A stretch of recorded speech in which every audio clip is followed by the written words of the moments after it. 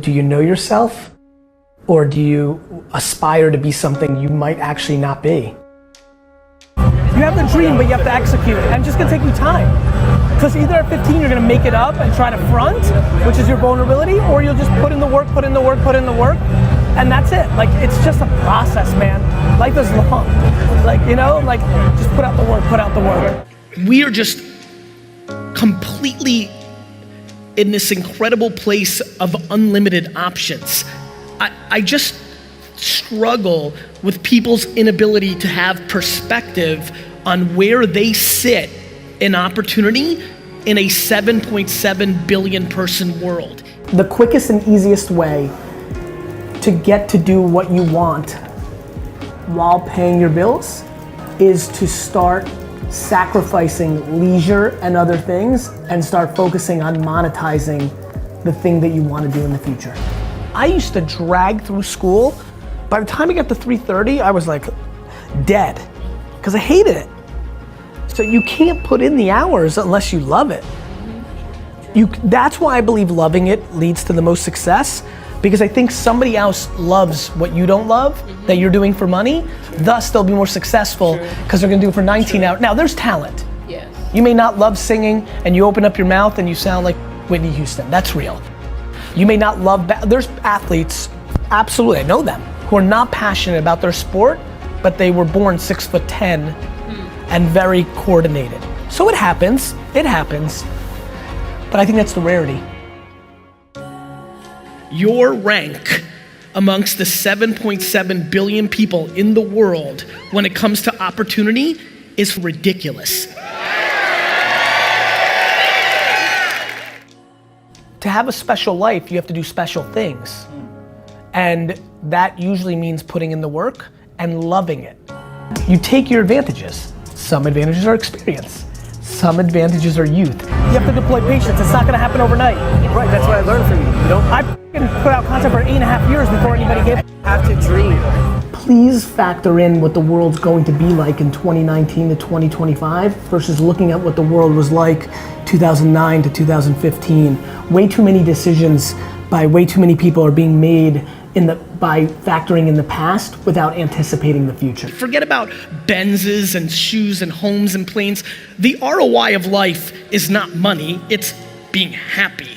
And when I look at the people that I see that are happy, regardless of their income levels or success or fame or notoriety or money, so much of that is completely predicated on the fact that either their parenting or circumstance helped them have actual perspective to what the hell is going on here. Do you know what I wish for all of you 25-year-olds in here? That you knew how young you feel at 40. News alert, you're gonna kind of feel exactly the same. I don't think there's anything wrong with chasing money. I just think that it's usually the quickest way not to get it. I am remarkably stunned by the lack of accountability in our society. Everything wrong at VaynerMedia, anything that ever happens, any piece of content, anything that ever happens in my life, 100% is my fault. And let me tell you what happens with accountability. You get real happy. When you feel that there's no other source controlling your shit, all of a sudden it gets happier. Your ego and your insecurity doesn't want to take the L. You don't want to admit that you f***ed up. Because for some reason, so many of you are living your lives based on other people's opinions, and that is crippling you. The way to really eliminate fear is by not giving a f*** about anybody's opinion. My losses are mine. I'll deal with them myself. I don't need your 2 cents. You're losing plenty on your own. Patience and inner voice makes you unbeatable. This phone is more powerful technology-wise than the computers that Ronald Reagan had to run the free world. This thing, while you lay in bed from 7 p.m. to 2 in the morning, is your gateway to get out of the thing that you complain about, yet we'd rather watch entire seasons of Friends again on Netflix. The one thing that connects everyone here, regardless of you're winning, you're losing, company, employee, entrepreneur, the one thing from coast to coast that connects every person here is the one asset that we should all be chasing is attention. Before you achieve anything, whatever the hell you came here for, when you go and output to try to create your business, run for mayor, raise money for a nonprofit, no matter what you do, no matter what you try to accomplish, when you leave this conference, the one thing that you should be chasing is people's attention. Before you can accomplish selling a sneaker or a cookie or a t-shirt or insurance or whatever you do, you need somebody's attention to tell them. Then your message has to be on point enough to commit them into doing what you'd like. Attention, my friends, is the asset. Nothing else is important to me besides attention. The reason I've always adapted to new content and new platforms, the internet itself, email, YouTube, Google AdWords, Facebook, Twitter, podcasting, all of it. The reason I've always done well with that is my religion above anything else is where is the attention today and potentially tomorrow, not what worked yesterday.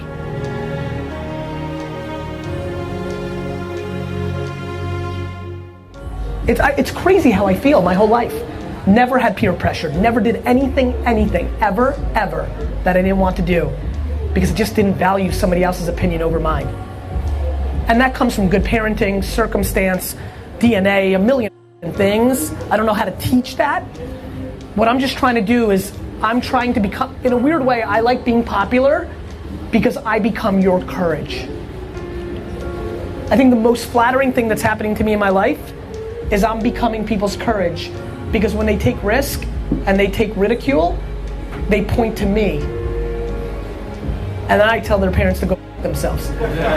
It makes the most sense in the world to go high risk in your youth because you can live at your parents' house. You 2 and 19 people watching can live in a studio 21 deep. I know it, I lived it, I saw it, I watched it. Like, this is exactly when you guys are supposed to take 2 core leaps of faith. Either go and do it for yourself or get close to something that you believe in completely.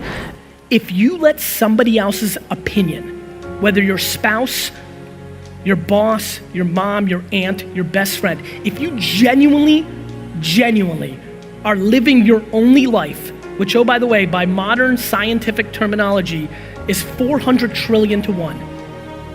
If you even could comprehend how ridiculous it is that we are even alive, like, do you understand how ludicrous it is that you have a life? There's nothing mathematically in life that can happen that is more ridiculous than the fact that you got one. You're more likely to get struck by lightning 14 times than have a life. Forward. Mindset, all of that leads to one thing. If you do not become a practitioner of how to communicate on the social networks of today, you are 100% irrelevant. Don't like it? Tough. Figure it out, execute it. My friends, negativity can lead at halftime. Kindness always wins the game. Your life is predicated on when you get real quiet and you can't hear another person's 2 cents. The reason I can work 17 hours a day is because I'm not spending 15 hours a day dwelling or looking back. Faking it till you make it is the great flaw of this generation. Please don't do it. Please stop listening to anybody but yourself.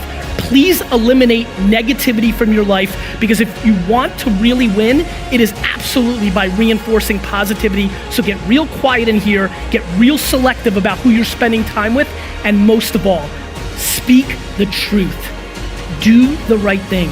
Kindness is cool. Truth is cool. Don't act like you've made it. Talk about the journey of trying to make it.